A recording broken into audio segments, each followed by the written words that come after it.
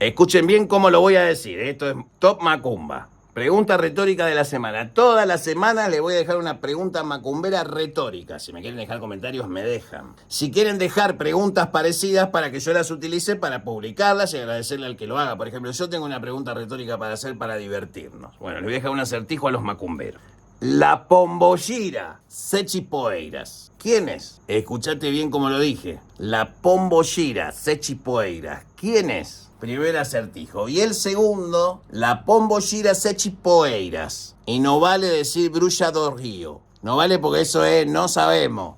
La Pombogira Sechi Poeiras. ¿Esclava en Oyune Pandá o esclava en un Yanguá Godó? O un Yango jovencito. Se los dejo de retórica. ¿A quién esclavaría? Cabinderos, una Pombogira Sechi Poeiras. Y les voy a dejar la respuesta correcta para que no se quemen la cabeza, pero se hagan todas las demás preguntas. ¿Sí? O mejor la digo en el próximo video, claro. Te voy a dejar con la calentura y después la contestamos, pero lo voy a grabar ahora.